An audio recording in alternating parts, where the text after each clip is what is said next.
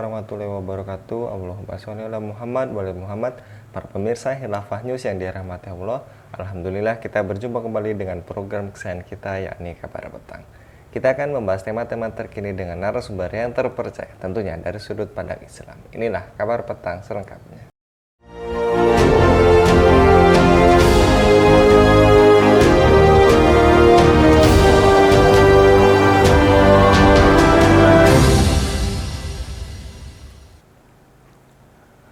PW Lembaga Batsul Masail atau LBM NU Jawa Timur mengeluarkan sejumlah keputusan Batsul Masail. Salah satunya mengharamkan penggunaan karmin sebagai bahan makanan atau minuman. Karmin ini biasanya banyak ditemukan di yogurt yang umumnya berwarna merah. Ketua Lembaga Batsul Masail NU Jawa Timur, Kiai Haji Ashar Sofyan mengatakan keputusan ini dikeluarkan sejak 29 Agustus 2023. Saat ini banyak makanan atau minuman yang menggunakan bahan karmin termasuk yogurt. Dengan tegas, ia menyebut yogurt berbahan baku karmin ini haram dan tidak boleh dikonsumsi. Kami merekomendasikan penggunaan karmin dilarang dan haram, kata Ashar dalam keterangannya Rabu 27 September 2023. Tepatkah dalil pengharaman yogurt berbahan karmin? Apa alasan keharaman yogurt berbahan karmin? Apa konsekuensi dari pengharaman tersebut? Untuk membahasnya kami terhubung dengan Ustadz Taufik NT selaku pengasuh Majelis Taklim Darul Hikmah. Kita sapa terlebih dahulu. Assalamualaikum warahmatullahi wabarakatuh, Ustadz Taufik. Waalaikumsalam warahmatullahi wabarakatuh. Bagaimana kabarnya, Ustadz? Alhamdulillah sehat. Alhamdulillah. Banyak asam di Kalimantan Selatan. Alhamdulillah. Baik Ustadz, terkait lagi-lagi heboh haramkannya yogurt berbahan baku karmin oleh Batsul Masail Nahdlatul Ulama atau LBM NU Jawa Timur memutuskan untuk mengharamkan tadi penggunaan bahan karmin. Bagaimana tanggapan Ustadz terhadap pendapat tersebut? Oke, sejauh itu memang hasil kajian, ya. Kemudian disampaikan secara gamblang di tengah masyarakat, ya tidak masalah insya Allah. Sebagaimana ya kalau orang berpendapat, dan sebetulnya yang haram kan juga banyak, termasuk yang jelas-jelas banyak di masyarakat, ya, sekulerisme, apa misalnya meninggalkan hukum syariat. Nah ini perlu diberikan nasihat umat itu. Dari sisi keterikatan terhadap hukum syariat ya bagus itu, insya Allah begitu. Terlepas nanti ada ikhtilaf ya. Gitu Ustaz. Baik, Ustadz Taufik, kemudian dikabarkan fatwa MUI juga sudah lama melakukan kajian tentang karmin. Hasil kajian MUI memfatwakan bahwa kuesioner halal digunakan dalam makanan dan kosmetik. Mengapa fatwanya bisa berbeda antara MUI dan LBM NU? Apakah terjadinya perbedaan fatwa hal ini yang wajar, Ustadz? Memang di MUI sendiri ada fatwa, tepatnya itu tahun 2011 ya, fatwa nomor 3 yang membahas apa yang dibahas oleh Bahsul Masail. Cuma memang hasilnya berbeda ya. Kalau di fatwa itu apa dianggap tidak masalah halal. Dan kalau dari sisi wajar ya wajar, ada perbedaan fatwa itu. Fatwa itu kan menyampaikan pendapat hukum. Sementara memang yang mujtahid, yang berijtihad sendiri pun kan boleh berbeda. Apalagi karmin itu kan tidak ada ini. Di dalam nas itu secara tekstual mengatakan hurrimat alaikum karmun, misalnya kan tidak ada. Sehingga nanti para ulama itu mencari alasannya ini dihukumi apa. Seperti itu, insya Allah. Baik, Ustadz. Kemudian, apakah pewarna dengan bahan karbin tidak boleh digunakan sebagai pewarna makanan dan minuman ataupun perlengkapan make up dan lainnya? Menurut Ustadz Taufik, apakah karmin halal atau haram, Ustadz? Saya cuma nyampaikan pendapat saja ya. pendapat para ulama itu filosofinya gini, untuk halal atau haram itu kan haknya Allah Ta'ala. Hukum syariat ini menghalalkan, ini haram, nah tentu ada dalilnya. Nah terkait karmin ini tidak ada nas yang secara khusus menyebutnya seperti disebutnya kalau bangkai ada daging babi, ada darah, ada itu jelas itu haram. Nah, yang kalau tidak ada nasnya ini para ulama kemudian mereka berijtihad. Nah, kemudian bagaimana karmin ini kan zatnya ya. Bagaimana menghukuminya? Dilihat hewannya apa, dari apa karmin itu. Nah, ternyata menurut para ahli baik yang di MUI maupun DNU itu kan sepakat kalau ini dari sejenis kutu ya namanya kokineal, bacanya seperti apa itu ya, ini sejenis serangga. Kalau saya lihat dicari di Google gambar, itu gambarnya mirip kutu busuk gitu ya, merah itu ya, ya mirip kutu itu. Nah kokineal ini juga tidak ada nas yang menyebut secara langsung karmin maupun kokineal. Terus bagaimana menghukuminya? Bukan berarti tidak ada hukumnya. Terus dianggap itu boleh, tidak mesti begitu. Nah, para ulama kemudian melihat kokinial ini masuk keluarganya apa, najis apa enggak.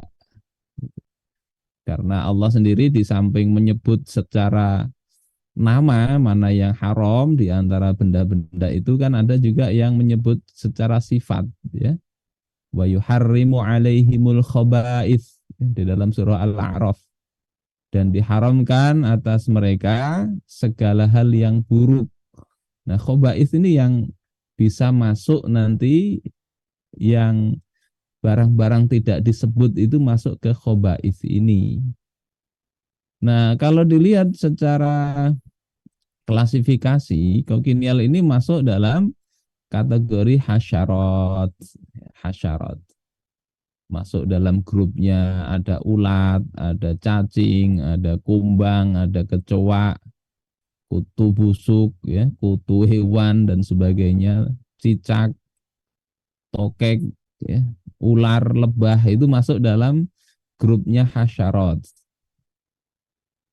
Ini dari sisi langkahnya begitu. Cari namanya langsung nggak ketemu, oh ini masuk dalam hasyarat. Nah hasyarat ini apakah haram apa enggak? Nah itu yang kemudian ulama sejak dulu berbeda pendapat. Hasyaratnya yang berbeda pendapat. Jika itu muncul dari sesuatu yang suci, ya, seperti ada ulat di dalam kacang panjang. Gimana hukum ulat itu kalau dimakan? Ya, maka para ulama merinci, kalau dimakan itu makan kacangnya, kacang panjang di sayur ada ulatnya, ulatnya termakan, maka itu dihukumi halal. Apel misalnya ada ulatnya ya, yang kemudian dimakan termakan itu hukumnya halal. Semut ada masuk ke gula, hukumnya halal. Tetapi ketika itu dikumpulkan sendiri, ya ada ikan, ada ulatnya digoreng, ya halal. Jadi kalau ulatnya dikumpulkan jadi satu mangkok kemudian dikasih tepung bumbu digoreng sendiri begitu, nah itu berbeda pendapat para ulama. Mayoritas ulama menyatakan haram tetap. Sehingga kalau LBMNU itu mungkin ya mengambil pendapatnya mazhab Syafi'i, Hanafi, dan Hambali, mengatakan ya hurmatu akli jami'il hasyarat, haram memakan seluruh jenis hasyarat ini. Kenapa? Ini dimasukkan ke dalam al-khaba'ith, sesuatu yang buruk, ya, tidak sesuai dengan tabiat. Ya, jadi ini pendapat tiga madhab. Wastasnau min zalika al-jarad. Mereka kemudian memberikan pengecualian terhadap belalang. Jadi kalau belalang itu walaupun masuk hasyarat, maka mereka para ulama membolehkan. Kenapa boleh? Karena ada dalil khusus. Misalnya riwayat Imam Muslim, ya, ghazawna ma'a Rasulillahi sallallahu alaihi wasallam sab'a ghazawat. Kami berperang bersama Rasulullah sallallahu alaihi wasallam 7 kali peperangan. Nakulul jaroda, kami makan jarod. Jarod ini belalang. Jadi belalang itu meskipun hasyarat boleh. Tidak ada beda pendapat. Nah, Syafi'iyah dan Hanabilah menambahi dengan dob. Dob juga halal. Itu masuk dalam kategori hasyarat. Nah, yang kedua ini adalah mazhab Maliki. Mazhab Maliki ini ada 2 riwayat yang merupakan pendapat mazhab bahwasanya hasyarat ini semuanya halal. Semuanya halal. Ya, kecuali nanti kalau membahayakan itu masuk dalam kaidah doror. Ya. Jadi intinya ada ikhtilaf begitu. Nah, karmin termasuk yang asalnya dari kokinial itu masuk hasyarat, sehingga wajar ketika ada yang satu mengatakan halal, satu mengatakan haram. Namun dari sisi kenajisan sebetulnya, dari sisi najis itu kan hewan yang tidak ada darah mengalirnya itu dihukumi tidak najis sebetulnya. Tapi tidak najis itu bukan berarti otomatis halal dimakan. Ada lalat misalnya atau kecoak mati, itu tidak najis.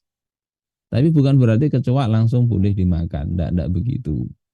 Ya beda pendapat tadilah antara Malikiyah dengan 3 mazhab yang lain.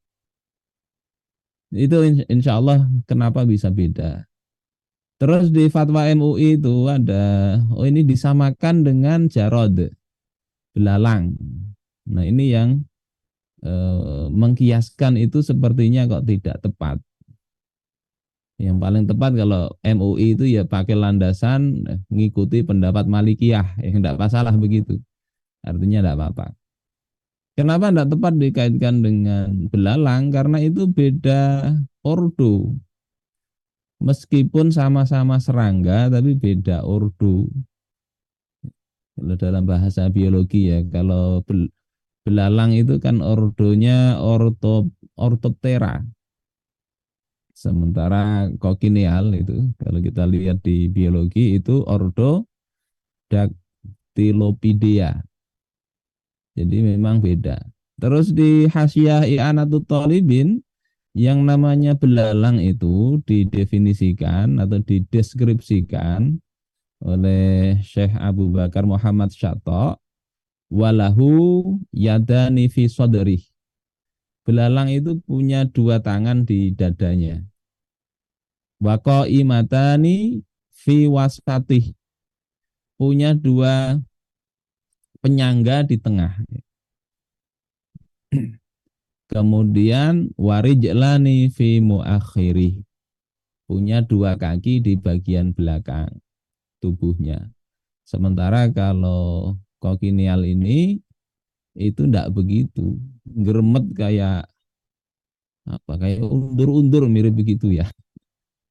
Jadi beda itu beda. Kalau dikiaskan ke belalang kayaknya tidak pas. Allahu a'lam. Baik Itu Mas Ustadz, Anang. ya. Oke. Terkait perbedaan tadi Ustadz, apakah memang setiap jaminan produk halal telah ditangani serius oleh pemerintah, dan apakah dalam sistem kapitalisme cenderung menghalalkan segala cara termasuk dalam penentuan sertifikat halal pada makanan Ustadz? Oke. Kalau masalah serius atau enggak itu ya sulit memang mengukurnya ya. Ada orang sudah serius betul tapi hasilnya enggak maksimal, ada. Ada hasilnya sudah bagus padahal enggak serius. Nah, kita bisa sulit mengukur. Yang jelas Ya kita lihat apa di masyarakat itu apa entah yang masyarakatnya yang kurang perhatian ya atau memang tidak semua benda itu dikasih produk halal ya. Kita kan lihat di pasar nggak semuanya ada produk halal. Dan memang sepertinya kalau hemat saya eh, produk halal ini tidak begitu penting.